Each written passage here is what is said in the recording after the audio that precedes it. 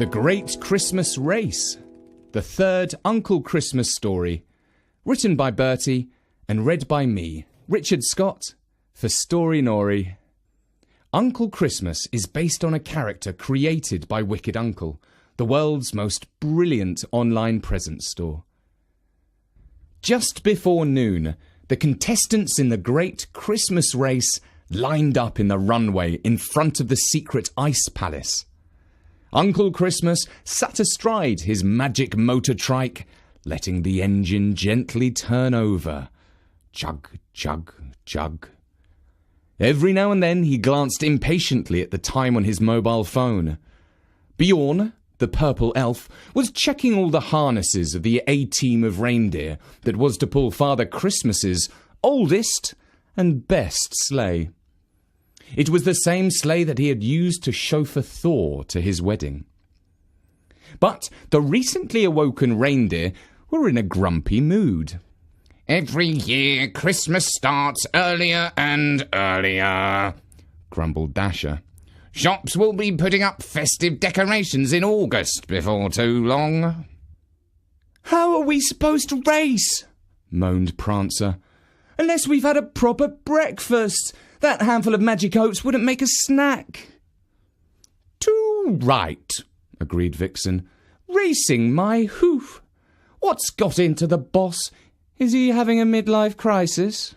At 12:29 local time, the contestants were under starters' orders. The first race was to Sydney Harbour Bridge in Australia, heading west around the world via Mexico. At 12:30 on the dot, Dusty waved his red pom-pom hat, and they were off. The reindeer cantered down the runway and into the pale blue sky. But Uncle Christmas on his trike had taken off vertically, fired by his magic jets, and sped ahead of them. He was already a dot on the horizon, where the frozen sea met the sky. Father Christmas called out, "Now, Dasher! Now, Dancer! Now, Prancer and Vixen! Come on, Comet! Come on, Cupid! Come on, Donner and Blitzen! To the top of the world at the sound of my call! Now dash away! Dash away! Dash away all!" "Count me out, I'm not dashing nowhere," replied Cupid. "My harness isn't comfortable. I told Bjorn it was tight, but he was in too much of a hurry to get us on our way." "This is not the time for complaints!" shouted back Father Christmas. "One more moan out of you lot, and I'll give you away to the giants!" The reindeer knew well that the giants had no reputation for kindness to animals. They worked their way up to a gallop. But still they weren't closing on Uncle Christmas and his trike. Uncle Christmas, meanwhile, was enjoying himself tremendously. He couldn't help chuckling as he looked back and confirmed that his rival was not even in view. And now the air was getting warmer, and he was growing ever more confident of an easy win. As he was crossing Mexico, he looked down and saw an enormous wave coming into Barogo Beach. "Just in time to catch that!" he called out gleefully, and he pointed the bike down to the sea. But oh no, as he was about to make contact with the white horses of the wave, he realized that the wheels had failed to retract. The undercarriage was supposed to put down a surfboard. But then he remembered. "Drat! I left it in the garage back home!" And a moment later, glug, glug, glug, he went straight under the wave, and before he knew it, he and his trike were being dragged helplessly along the bottom of the sea by a swirling current.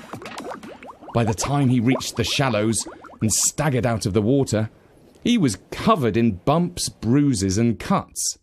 And what was worse, his trike had lost a wheel, and its exhaust pipe was twisted into a knot, and the handlebars were dangling loose from the front. A surfer came running over to see if he needed any help. "Hey, are you okay, mate?" "No, I'm not," replied the soaked Christmas Viking. I've got to get to Sydney in the next 10 minutes or I'm done for. There's some wave that will get you to Bondi Beach in that time, replied the surfer.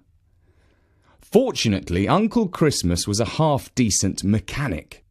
He found his magic spanner in his back pocket and set to work on his wrecked trike, first of all fixing the wheel.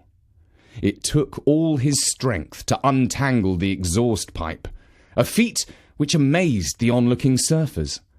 And before too long, he was hurtling down the beach and taking off back into the sky and the race. But as the nose of his trike pointed upwards, he caught sight of an unwelcome vision. Father Christmas and his sleigh were in the lead. The reindeer were finally in their stride.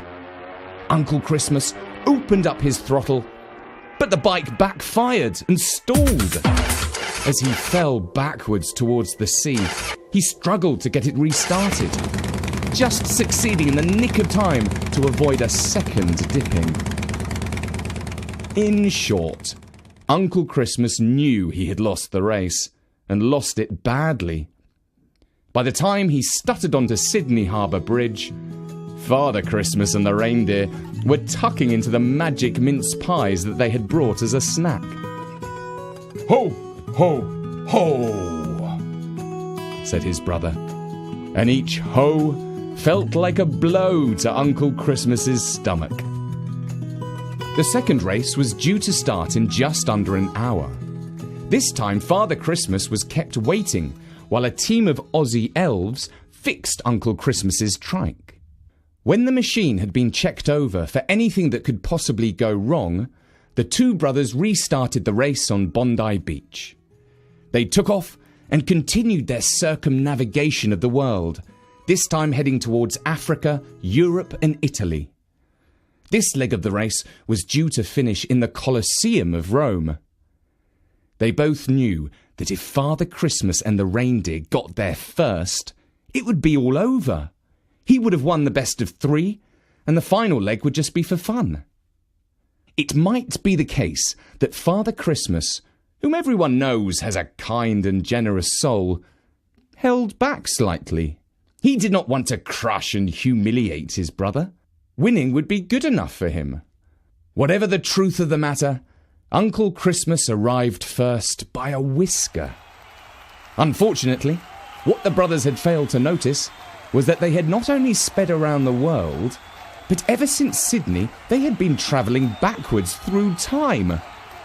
When Uncle Christmas landed in the sand of the Colosseum, he heard an enormous cheer go up. He looked around him and saw that every seat of the great stone circus was filled. He glanced over his shoulder and saw Father Christmas coming in to land. Hey, look out! He shouted, because a hungry lion was bounding towards his brother, with a look on his face that said, Yum, yum, reindeer and 2 fat old men for lunch. The brothers took off so fast that the Emperor wondered what he had done to displease the god Apollo, whom he thought had landed briefly in his chariot before leaving immediately. With the score standing at 1-1, the final race was to be the decider. You might ask, where else in the world could they go? They had both asked the same question and decided that the moon would make a fitting final to their contest. This time, they launched their vehicles from the top of the sleeping volcano, Mount Vesuvius. Up, up, up they shot, both faster than ever. They broke through the Earth's atmosphere neck and neck, with enough G-force to make even 2 old Vikings feel like bringing up their mince pies. Now they were both hurtling through space towards the Earth's single mystical moon, the source of all magic on our planet. It was always going to be a close race. Onward! Onward! Shouted Father Christmas, with a rare crack of his magic whip. Trike, don't fail me now! Called out Uncle Christmas as he shot silently on in space mode. But the fact was that Rudolph, the chief reindeer, was built for strength more than speed. In the old days, he had pulled the sun through space. Back then, he travelled at a stately pace, measuring out the hours. But Uncle Christmas's trike had been made in the space age. It was designed to get to other planets and back, fast, before its rider had time to get bored. In short, he won the final and deciding race, touching down in the Sea of Tranquility on the moon, a whole 15 nanoseconds ahead of his famous rival. Father Christmas knew that he had lost fair and square, and he congratulated his brother on his victory with characteristic generosity. At length he said, "But tell me the truth now. You don't really want the hassle of delivering all those presents, do you?" His younger sibling slapped him on the back. "I sure do, bro," he said. "I'm looking forward to it." And that was The Great Christmas Race, read by me, Richard Scott, for Storynori.com. What do you think? Now Uncle Christmas has earned the right to deliver the presents, will he make a success of it? Listen out for the next story soon. And I would just like to give a big shout out to our friends at Wicked Uncle, the world's most brilliant online toy shop that started in the UK and is now doing business in the USA. They have an amazing selection of toys and gifts that kids actually want. Wicked Uncle are kindly sponsoring our Christmas writing competition. Send us a story about the best or worst present ever, but first, be sure to check out the competition details on Storynori.com. For now, from me, Richard, at Storynori.com, thank you for listening, and goodbye.